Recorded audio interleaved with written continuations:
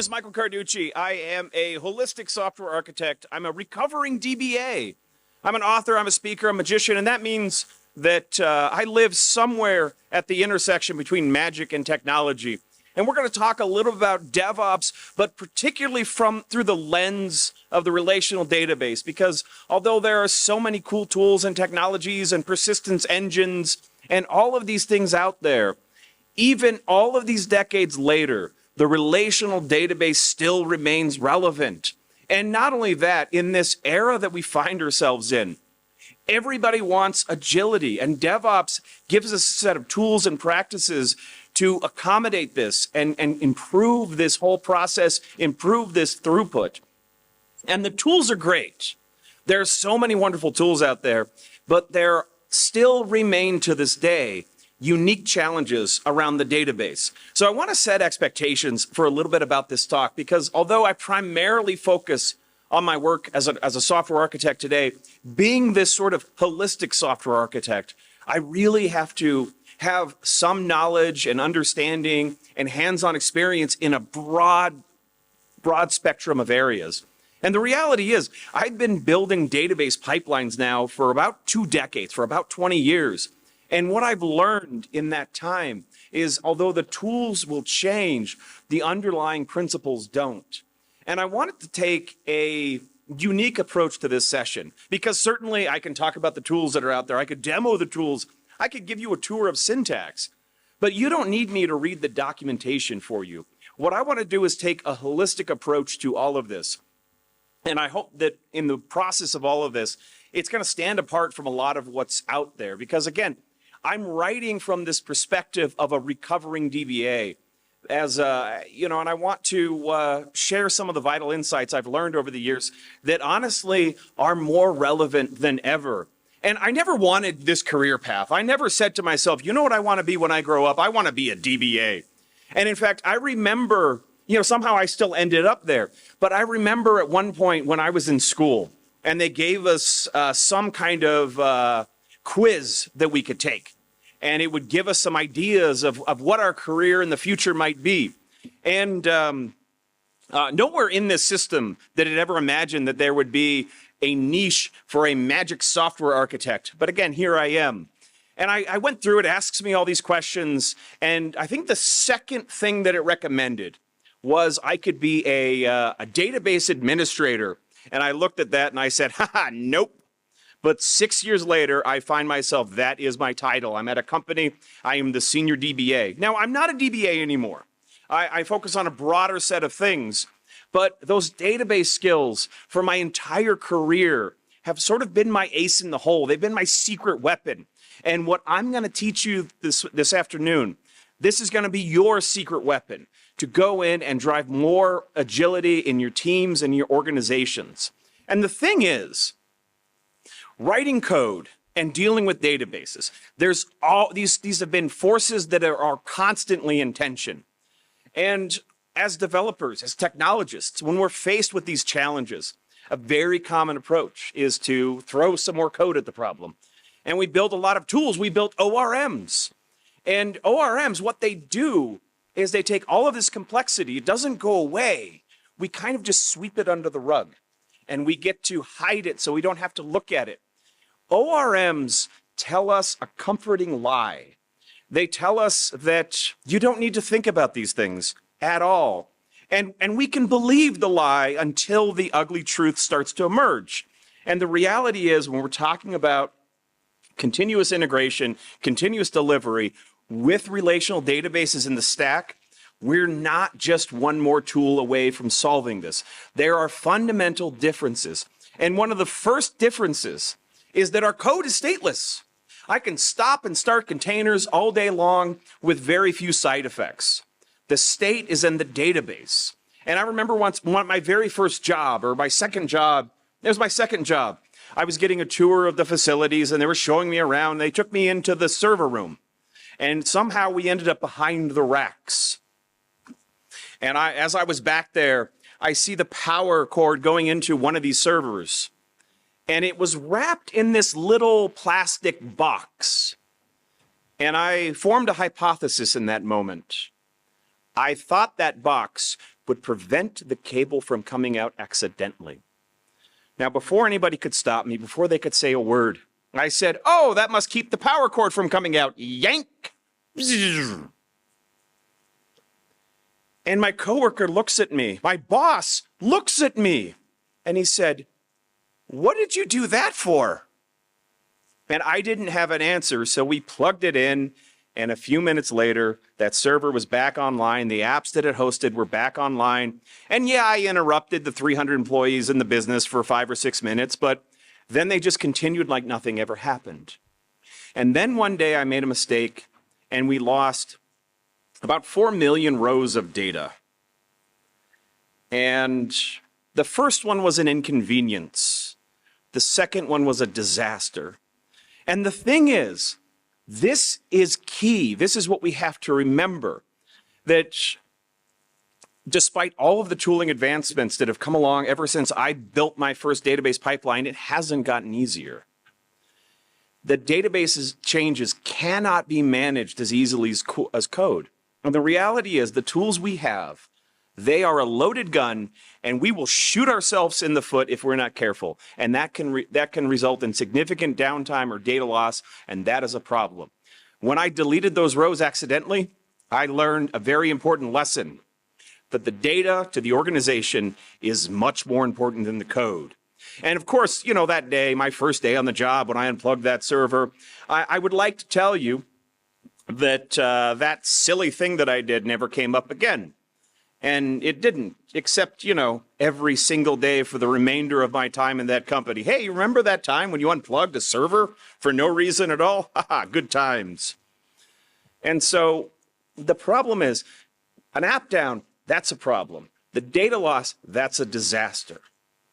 And one of the things that has emerged, I love the DevOps movement, because so seldom in our industry, with everything that we're expected to keep up with the pace of change, the growth of technology, we're trying to keep up. And every now and again in our industry, some people take a step back and they say, could we be doing this better? And that started to develop what I call the DevOps mindset, because so rarely do we stop and fundamentally rethink things. Now, done right, it can be transformational. Now, most organizations, the reality is they really just see that other people are doing this and succeeding with it, so they want to do it too, or they want to at least check a box somewhere that says, oh, we're doing DevOps. Just like all those years ago, everybody suddenly got excited about Agile, and now, whoops, we're doing Agile now. We installed Agile. No, we didn't install Agile. Like, so few organizations actually embrace the foundational ideas that make these things happen. In fact, most organizations, the average Agile transformation, everybody gets sent to the 2-day training, and then the only thing that really changes is now we get our orders standing up instead of sitting down. We want to be buzzword compliant. But the reality is, DevOps and agility, it's ongoing work. Evaluating every failure and posing the question, is there any way this failure could have been caught sooner? Could a prod defect been caught with an integration test? Could a failing integration test been caught with a unit test? And if the development process is plotted on a horizontal axis of time, where development time is on the left and production is on the right, how can we keep shifting that feedback to the left? And that was one of the really valuable things that DevOps gave us.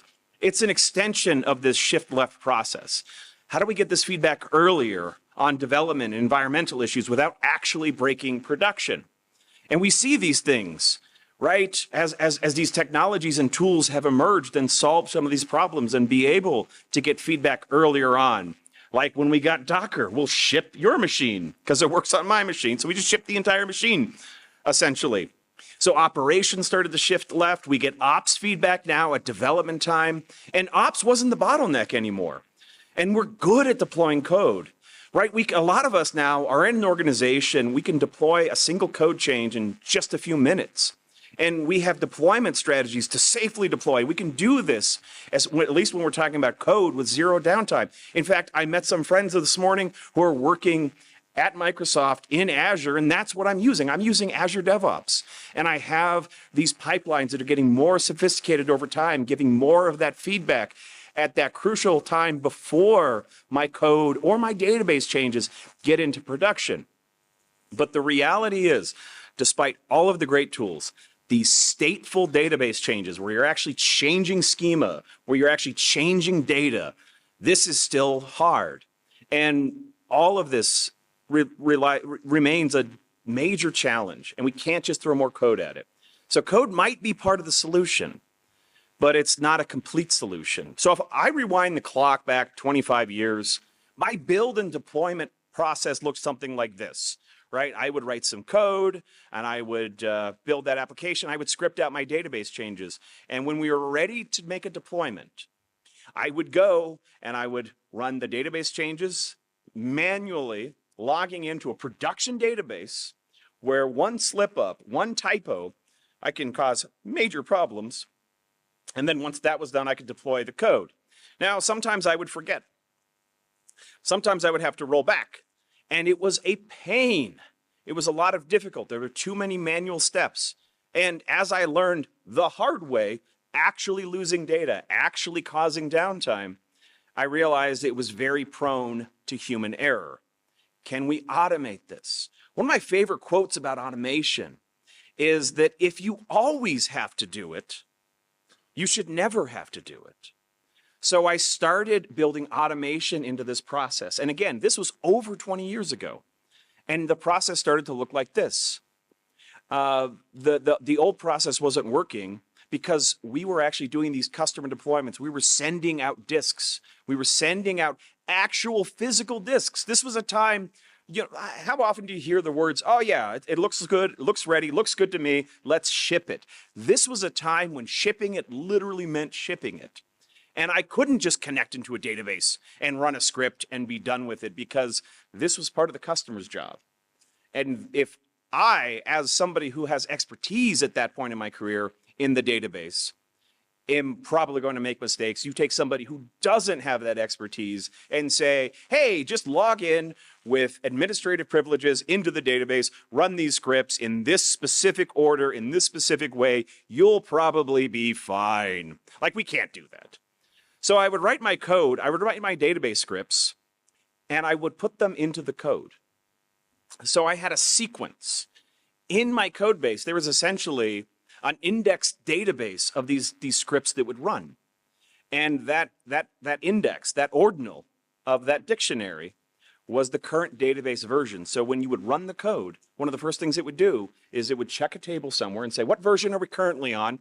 We're on version 27, and the scripts in that dictionary go all the way up to, 36. So we need to run 28, 29, 30, all the way up to get that database version where it needed to go. And a job or two later, that was when we learned the value of putting our changes into source control.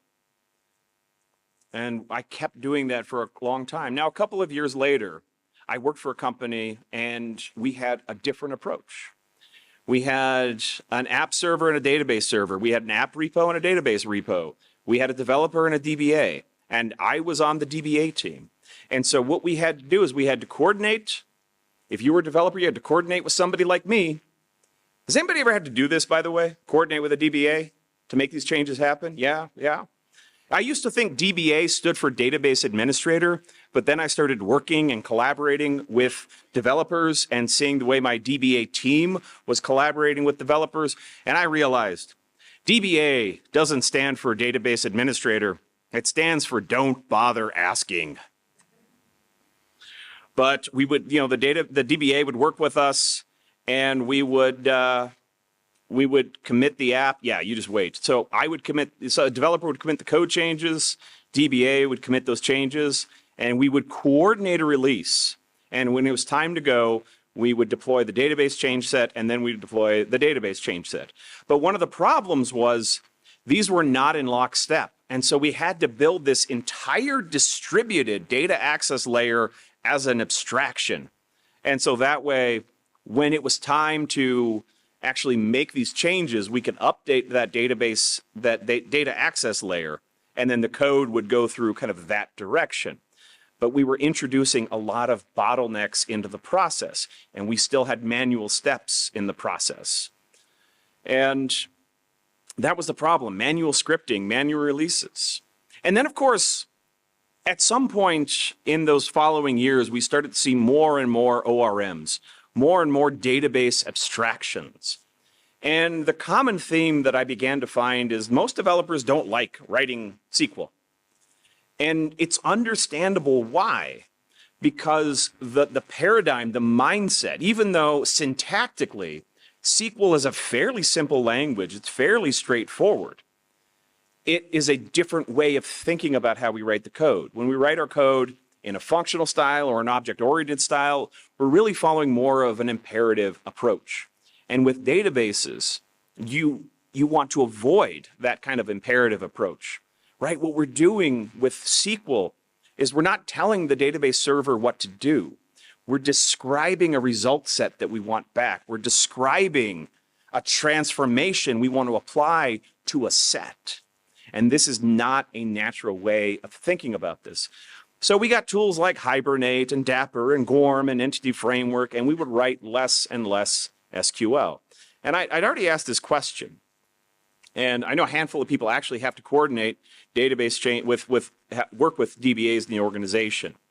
And we have to coordinate these database changes with the application changes because they are, in most cases, irrevocably coupled. And that's not necessarily a bad thing. In fact, in this case, it's probably a good thing that these things are tightly coupled because we want the performance that coupling gives us. We want all of the things that the coupling gives us. You know, sometimes decoupling is important, sometimes coupling is important. But then we have to get to this place, though, where we also need higher availability, higher release frequency.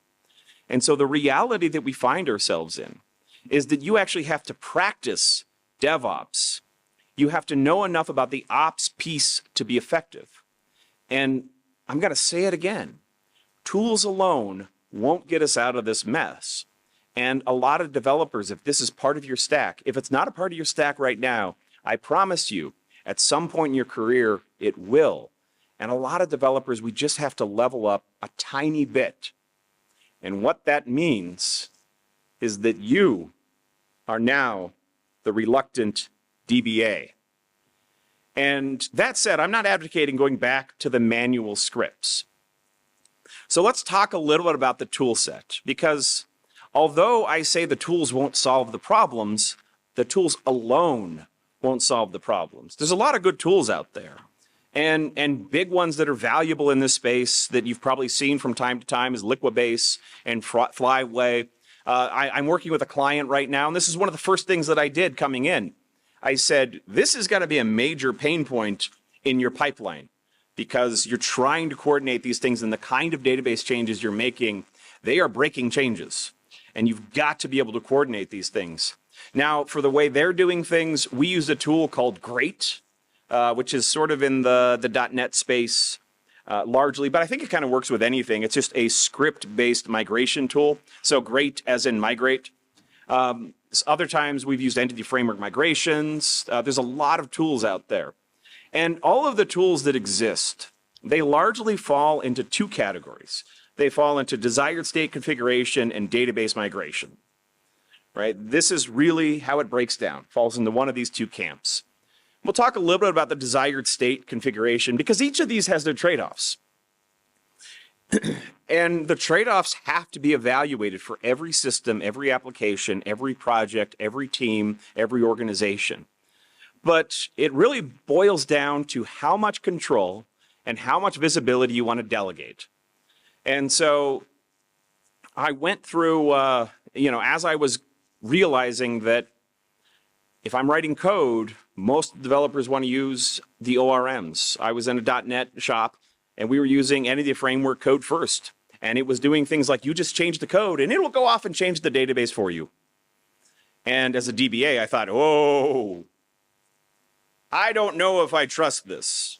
And that was several years ago. A lot has happened since then. And today I will tell you, I don't know if I trust this. I was skeptical, and rightfully so. So the way these desired state configuration type of tools work is they will look at what your dev state is, whether you're representing in code or in a dev database or anything like that. And it's going to compare that to what the database in production looks like.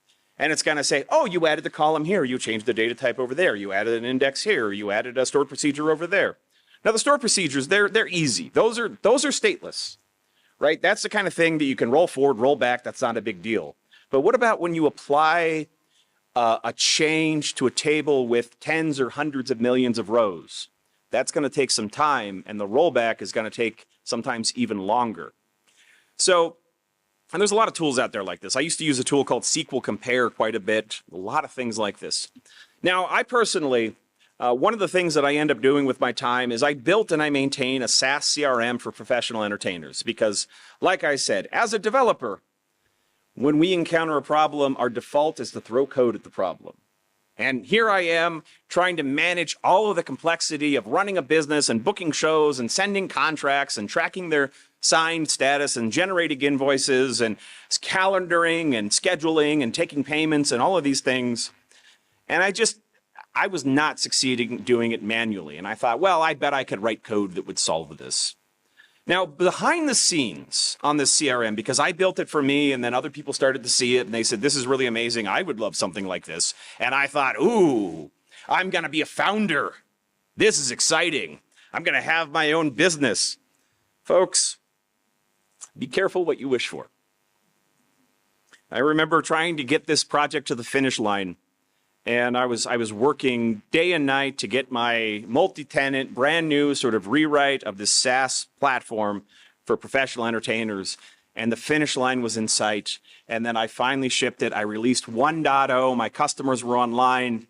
I thought, I'm done. And then I realized that the reward for the pie eating contest is more pie. And now I have to maintain this and run this and evolve this and support this. It was a much bigger job than I thought. Now, behind the scenes of this application, there's a MySQL database. Nothing fancy, but it is a surprisingly capable database in the open source space. And it not only powers the application, but it holds the data, the lifeblood of their business in its metaphorical hands. And a few months ago, I get a support ticket. They were saying that the email messages were being truncated in the history. And I start looking because they would send this big long email, but when they look at the history of what was sent, the first line and then it just stops. Why was that happening?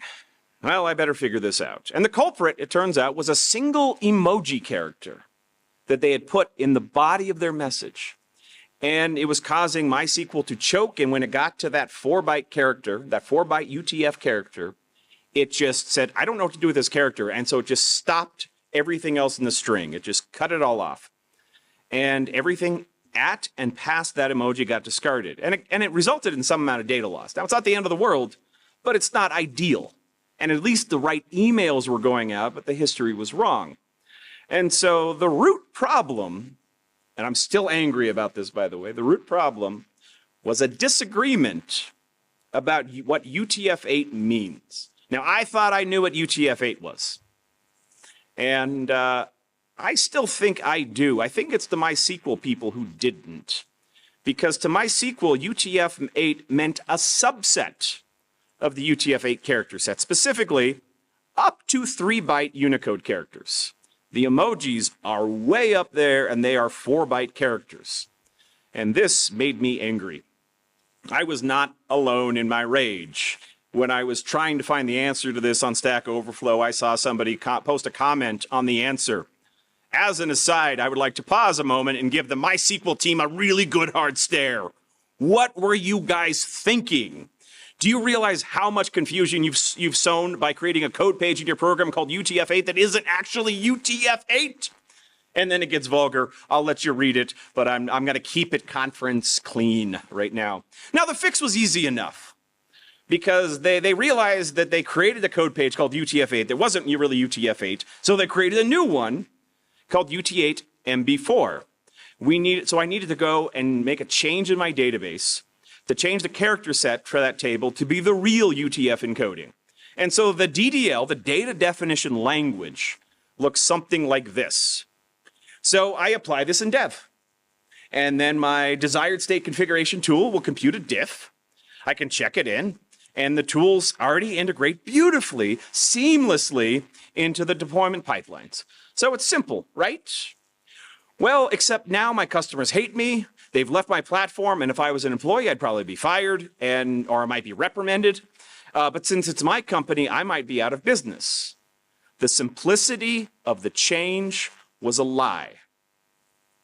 It needed to be a migration, and not just any kind of migration, a very special and deliberate migration. I needed to come in and apply some amount of know-how to this process.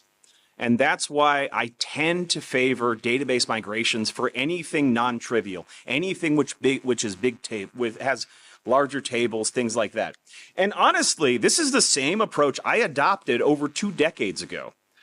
It's an automated way to sequentially run scripts that I write, and I can express these in SQL. Some of these tools will allow me to express them in code. I prefer the SQL, but it just depends on where your preference and comfort level is. So the code migrations will give us either an interface to script these changes, like if I'm using Great or something like that, or they give us a domain-specific language, a DSL, to express these. And we're right back to writing and running scripts if we're using the SQL migrations. So if I'm doing this with Entity Framework code migrations, then I have to change a file in my source repo. So I can just run from the command line, .NET EF migrations, add alter emails text care set. And it's going to put a file in the migrations folder, and in that file there is an up method and a down method. So the up is deploying the change, the down is rolling the change back. And remember, a lot of these stateful changes will take just as much time, if not more, to roll back. And so we have to think about these things and plan accordingly. So my code looks like this, right? Alter table, emails, text, convert to character set, UTF-8 MB4, collate UTF-8 MB4, Unicode, case insensitive. Now for my down, I don't have anything there because there's no turning back. Burn the bridges, burn the boats. We are plowing full steam ahead, or we will die trying. And this is pretty much what I have. And it's going to execute the code in the up method in my deployment pipeline. So I've got my deployment pipeline, and one of the stages in there is .NET EF database update. It's got the configuration. I've got some secret management and all of the good things in there. And Entity Framework code migrations is going to manage state, manage where we are in the sequence at a table called __ EF migrations history. And it's going to use that history to figure out only the new changes that I have to run. So it's more or less similar to what I had built all those years ago with the sequence number. And it's going to apply those to the database, and everything is good. Now, this is the .NET way, and I actually think .NET, especially these days, kind of with .NET Core being an open source, cross-platform, cloud native, it's a good place to be. It's not the same as the .NET from 25 years ago, back when Microsoft was very enterprisey, and their whole business model was to sell Windows server licenses. Our own homegrown hero, Satya Nadella, has done really amazing things with that company. But if you're not in that space, or you're not using that particular ORM, something that you might see more, especially in the Java JVM space, is Flyway, right? Similar kind of thing. We've got that script in there. It's going to be running my pipeline. And I've got some kind of command in my pipeline that's going to actually execute these changes. And it's going to apply these to the databases. So by adopting migrations, I've taken more deliberate control over the change scripts and the order they run in. That said, I'm still reprimanded, fired, or out of business. Why? Well, I can use a diff tool if I want to. I can see and test each step in the process. But we need to look at I'll go ahead and leave that up. Go ahead. But we need to look at the rest of the story when it comes to these changes that we're scripting using the data definition language. So the table at odds here is a table in my database called emails _text. And if we look at it, it has about 3.5 million rows. Or no, there's probably more than that. Yeah, 3.5 million rows, or Chrome, 3.5. Yeah, I'm trying to learn the numbers. And which is not that huge. By today's standard, this is really small to medium size, but it's still big enough to sync my business. It's also 170 gigs is how large that table is. And so when I apply that change, it's going to have to lock that table and do a lot of work. And so while that complete change is happening, a lot of things in my application look at that table, but that table's going to be locked while that modification is taking place. And so all of those read-write requests, they'll start to queue up, they'll start to block, they'll start to just sit there and wait. And those are going to start stacking up until I saturate all of the connections, and then I'm going to take down production. So how do we do this better? How do we manage these database changes? Because certainly the way that we're looking at our deployment strategies, they should give us fast feedback on deployment success, right? We have blue-green, we have canary deployments, and again, this is code. But either way, that database has to be ready for the new code and needs to be ready for the old code if we have to abort that deployment. And the feedback that I'm getting, the first feedback I get on that change is bringing down production. And worse, let's say my deployment kicks off, and then I start getting little pager alerts. My phone starts blowing up. I start getting support tickets. I start seeing things on Facebook and Twitter and all over the place. Is a CRM down? Is the system down? It's not working for me. No, it's not working for me either. People who know my personal phone number, a lot of people who use my software happen to know this, and they're texting me and they're calling me and they're sending me private messages on Facebook Messenger. And meanwhile, everything is blowing up all around me, and I'm frantically trying to figure out what to do.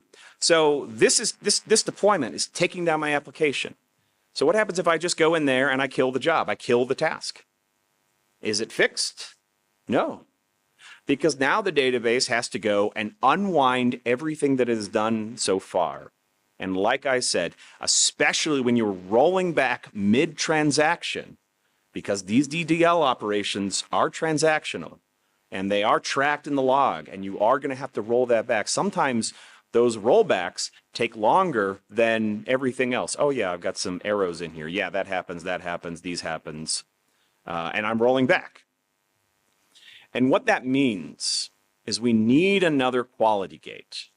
And so the way that I do this today, I have an ephemeral pre-prod environment. Every night, I get a snapshot of that database, and I can spin up a Docker image that has access to that data as part of my release pipeline. And the first thing it does is it runs that deployment. And this is going to be based on your SLAs or SLOs. I would go with SLOs, service level objectives, like where we want to be, not where we contractually have to be. And I have an SLA. It's pretty forgiving. It's 3 nines. And my SLA is 4 nines, or my SLO is 4 nines. But that means if I'm going with 3 nines, that means I'm allowed 90 seconds of downtime. And so whatever change I'm making, if it is a blocking change, it has to be done in 90 seconds. And so I have tools in this pre-prod environment that is watching for locks that are being held, that are exclusive table level locks or schema modification locks. I'm going to talk about these locks in a minute because it's really important to understand how these locking mechanisms work. And if I hold an exclusive lock on a table, any table, for more than 90 seconds, then it's going to fail the build, and it's going to abort that release pipeline. And this is my new quality gate, because this is what we're doing when we're building these pipelines. We want every single little change from code. Code gets committed, that triggers a bunch of unit tests, which triggers some kind of migration and integration tests, and this is going to kick off some kind of automated acceptance tests, and that's going to kick off, okay, this is ready for prod, this is ready to go, and then I can, if I'm doing continuous delivery, I'm a click away from that final deployment. And if I'm doing continuous deployment, at this point, it goes to prod. And so somewhere around here in my migration integration test, this is when I'm running this verification. And it wasn't a hard thing to build, but it was a very necessary thing to build. And so we've done this. We have this feedback. We've shifted this at least far enough left that our feedback, our first feedback on this release is not that, whoops, we took down prod. And, but what do we do when we find out we are breaking prod, right? We got the feedback. We got the feedback before the customers did. That's always helpful, right? I hate the quality feedback that I get after it's released when I get the feedback on social media. That's my least favorite place to do that, especially since all of my customers are there. And then when one person says something, they start to pile up. And if I'm not careful, if I don't respond quickly, they are out there before I know it, outside of my house with pitchforks and torches, and they are ready to burn me at the stake. So what do? Well, we have a few choices. We either have to pair with a DBA to figure out how to make this change safely, or we've got to level up our DB skills. Now, surprisingly, very few people raised their hand. One more time, how many people actually have DBAs in the organization? 1, 2, okay, so about, looks like maybe 15, 20% of this room. And so for y'all, you could take a nap or you could pay attention, it's up to you, because you could just pair with the DBA. But for everybody else, you're gonna have to level up your database skills, because your DBAs will know the strategies to mitigate the risk. And DevOps is about collaboration, but it's also about that shared ownership.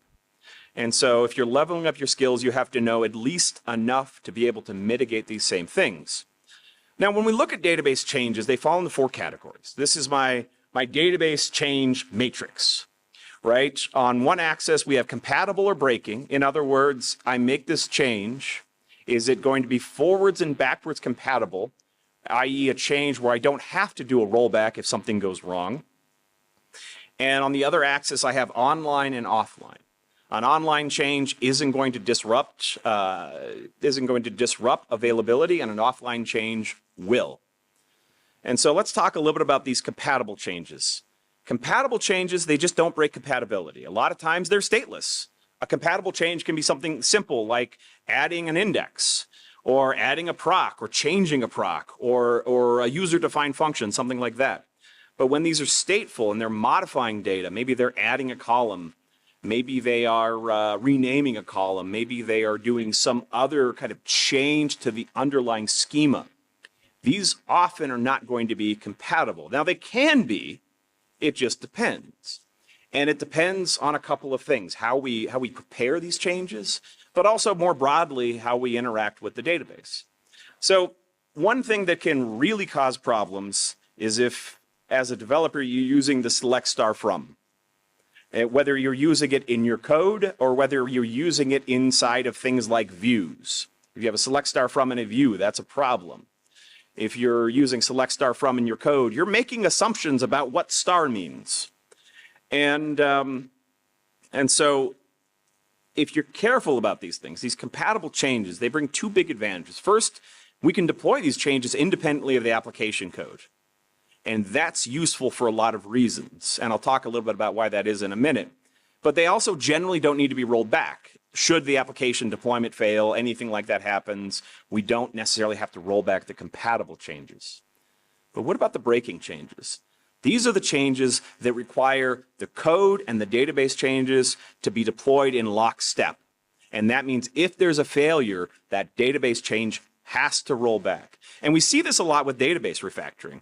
Imagine I designed my table poorly, but as a prototype, we're agile. We welcome changing requirements. We're going to be agile about it. And we've decided that we're going to define agile as don't think about design. Just code and ship it, which is not what agile means, by the way, to the chagrin of a lot of people whose job it is to think about what it is we need to be doing at any given time. So maybe I wrote my script like this. I have one column called name, and it has people's names in it. Carducci, Michael, Sletten, Brian, Subramaniam, Venkat. And more, I'm finding this really needs to be 2 columns. These are 2 separate attributes of the key. So I'm going to add 2 new columns, first name, last name, and then I'm going to have a script that goes through every single row in the table and parses these out and puts the right thing in the right place. And then I'm going to drop my name column. And so essentially, or a more convoluted situation you might find yourself in. At one point again, because we're agile and we're just going to go with it. I create a table like this, where I've got name, I've got email, and then they say, it'd be really nice if we had 2 emails, because a primary email and an alternate email. Okay, and I just add a column because that's easy and that's compatible. Again, as long as we're not making assumptions about what the star means and select star from. But most of us, right, we're using ORMs and we're being very deliberate with how things are being mapped and, what things we're selecting out, and our code kind of does that for us. But what it means in this case is as soon as we find ourselves in a situation where we need a first alternate email, then we get a second alternate email and a third alternate email and so on and so on and so on, we need to normalize the schema. It's just getting silly, it's getting out of hand, because the real requirement is we need n emails. We need a primary and n number of secondary emails. So the migration is really going to look something like this. I still have my person table or whatever this is, and then I have a new email address template. And so, again, this is a breaking change. If I script it in a way that it's dropping those columns and creating these tables and doing all of this all at once. Now, the engineer in me, I like elegance. I like to do things once. I like the simplest solution from an implementation standpoint. The simplest solution, most elegant solution from an implementation standpoint.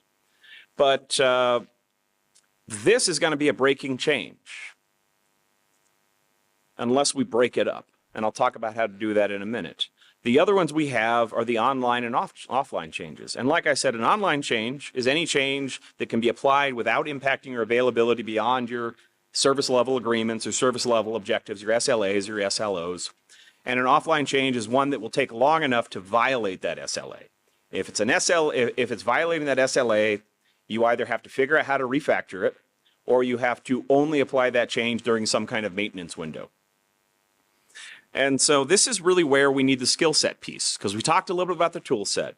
We talked a little bit about the mindset. Let's talk about the skill set, because this is where it all gets key. And I'm going to dive a little deeper. I want to give you just enough SQL internals, what's actually happening under the hood. Because to most developers, and I know this is an enlightened group, but to most developers, the database is just a black box. And the database is just a black box that half of the time, more than half the time, most of the time, we just sort of abstract away. We just say, hey, I want to persist this change and something happens, the magic happens in our ORM, or I want to get this data and the magic happens in our ORM. But if you want to be able to understand when and why a change will become offline, it requires understanding a few of these under the hood details about how things actually work. So let's talk about how our data is actually stored, because this is supremely valuable. Under the hood, everything in your database, every table, every index, for the most part, is organized in a B-tree structure. The exception is if you don't have any kind of index on a table, if you don't have any primary index, or in SQL Server, we call it a clustered index. If you don't have one of these indexes, then your data structure is going to just be a heap. And so that's the exception to this rule. There are 2 basic index types. I mentioned this primary or clustered index. There are also secondary indexes, also called in some DBMSs non-clustered indexes. Now, a primary index and a primary key are different concepts. They often overlap, because a lot of times we create our primary index on our primary key, right? If you've ever written a create table statement, you probably did something like this: create table foo ID int identity 11 or ID int auto number primary key clustered. Or if we don't specify that the primary key is actually going to be that primary index, a lot of times the database will just assume that it is. And that's often a good default. I don't think it's something that we should always apply without thinking about it. But if you have to make a decision and not think about it, that's a good default place to be. The primary index, I'm going to call it the clustered index because I don't want to cause confusion over the primary key. The primary key is the unique identifier for a row in the database. The primary index is that core index on your table. I'm going to call it the clustered index, but if you use a database like MySQL where they call it a primary index, just understand that's what I'm talking about. So the primary index is essentially your entire table. Because although we define that index on a key, and it might be our primary key, it might not be, it's actually storing in that B tree structure everything. And again, there's exceptions, right? And I'll talk about why those exceptions exist in just a moment. But essentially, you're putting all of the data, all of the columns inside of that index, but it is physically ordered within a file by that key. And the analogy I use, which is getting very dated now, is that of a phone book. Yeah. Like you're smiling because you're like, hey, I remember phone books. How many people in this room have never actually seen a physical phone book? Okay, good. I don't feel, okay, a handful of people. All right, so back in my day, if you wanted to call somebody, you got this big book out and you would look them up by last name. So like Carducci, you go and you'd open up to the C's, and then you go C-A-R, Carducci, Carducci A, Carducci L, Carducci M. Carducci M, that must be Michael. There's his phone number. Give him a call, 303-800, right? And so the phone book contains all the information, last name, first name, address, phone number, but on every single page of that phone book, it's ordered by last name, first name, or in this particular case, it's last name, first name, address. So it's actually sequenced by those three elements because we have 2 Timothy P's, and it's putting 30 French Qui, whatever first, and then Timothy P at 637 Pleasant, whatever. They're second in this list. But this is kind of the idea. This is the structure. So if we look at this as a primary index, right, this is how I can very quickly, I don't have to go through every single page of this very large phone book to find my phone number. I can go to the C's, to the CA's, and then down specifically within a page in that phone book where my phone number is. And that's your clustered index. It's everything. Now the secondary index, they're a little more abbreviated. It contains whatever it is you're indexing on. And then it's got some pointer back to your clustered index. So if you have a clustered index, it's actually going to include that key. So if my key is an integer, then it's going to have that ID in there. And if my key is something else, it's going to have that something else in there. So again, it's structured as a B tree. And your leaf nodes within that B tree are essentially doubly linked lists. So if we look at a secondary index, let's imagine that I had a shuffled deck of cards and I want to be able to find any particular card in that deck. So the deck would be that primary table, and I would key on what's like card ID as my primary key. My secondary index would have the value in the suit because I want to be able to find very quickly the ace of hearts or the ace of spades or the 2 of clubs or the 3 of diamonds or the 6 of clubs. And so that, and if I wanted to create an index so this is my primary index here, right? I've got card ID, value, and suit. And if I wanted to just be able to find the aces, cut to the aces. And so I create a secondary index, a non-clustered index on those cards. Then I'll have the value, and then I'll have that card ID. And that card ID is my pointer back to the primary index. Now, the thing is, we know indexes make things faster. But with like everything in our industry, every optimization has its price. And when we create indexes, we're responsible for overhead. And that overhead really breaks down into the maintenance we have to perform because our data structures get fragmented over time. We have things called page splits, and this results in page fragmentation. So I'll talk about what a page split is. Because, again, going back to our phone book, imagine it's a time where the way that we print a phone book was like the old days, where a typesetter would have to get a plate and they had boxes of letters and numbers, and they would put every single letter number into a plate for one row, the next row, the next row, the next row, the next row, the next row. When I'm done, I have a plate. This is page 1.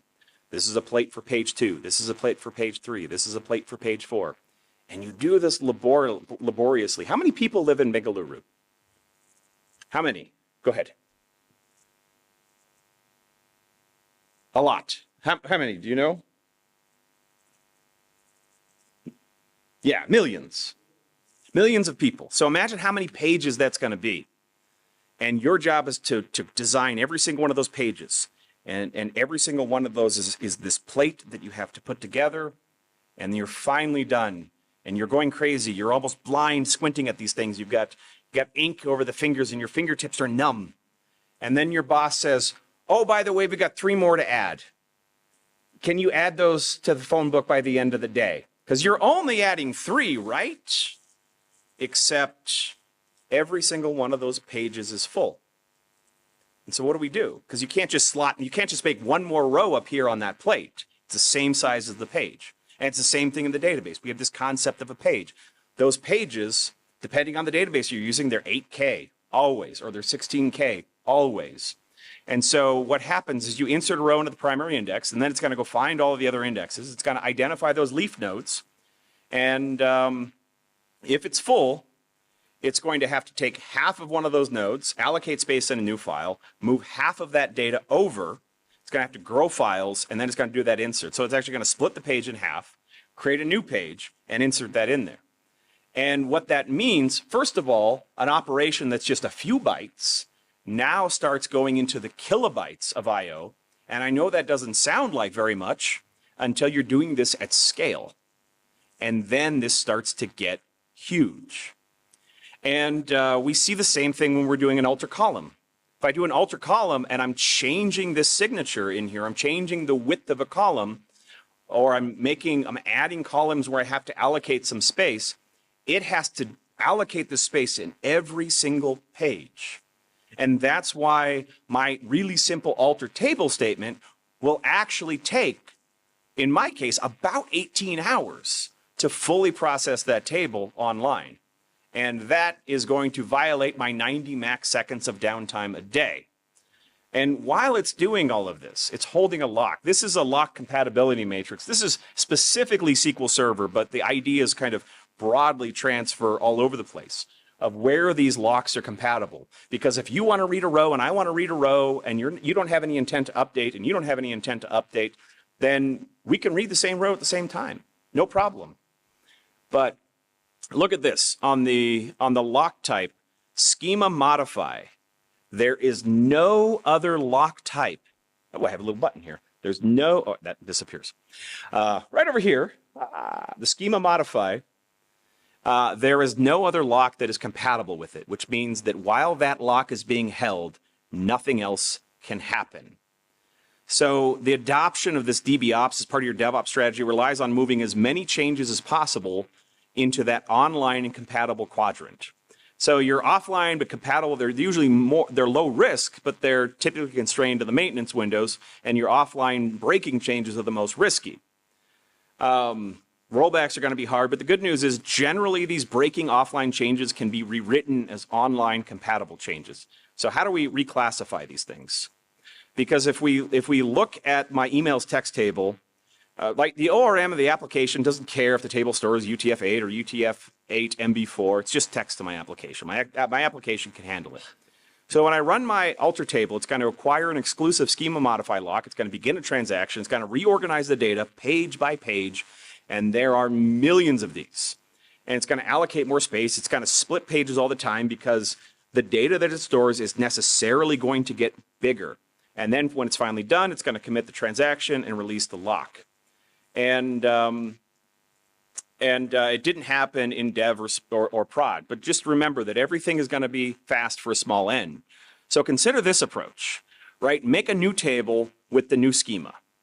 And then we need to populate that table. So I can put this in here, but this is online, right? But we probably don't want to do this because copying hundreds of gigs of data all at once, it's still going to throttle the I/O on the server, and it's going to hold at least a shared lock. So let's think about two things. How do we maintain concurrency, and how do we keep the tables in sync?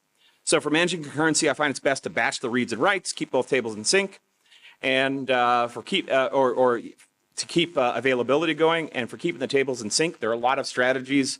This is actually one of those rare cases where a trigger is a good idea. So I will create that table. I'll create a trigger that does an upsert type of operation. It's kind of insert where possible. And then I can start copying the data over in batches, just like this, without hogging resources. And at the same time, anything that happens outside of the scope of this migration script, they're just going to get copied over. And that's what the trigger's doing. It's catching anything that's going to be missed by this. And then when I'm ready to finalize the transaction, I can just, in just a moment, swap the tables. And if I want an optional rollback, I can have a trigger that goes the other way, and I can swap them back. And there's some optional steps here, but the key is that ability to make a significant time-consuming change without impacting performance or availability. And going from online breaking to online compatible, it's similar to the database refactoring examples. We just break the process up.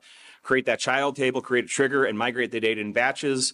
And don't drop the old columns until we've rolled that code. And we can do that much later on.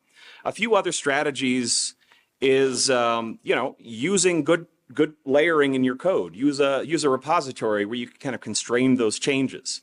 And then you can even have a repository layer that knows about the changes and can just kind of make that change seamlessly to the rest of your code. And then you can go back and forth. Now, a lot of times people say, I'm just going to use a NoSQL table because they're schemaless. But the same thing tends to happen.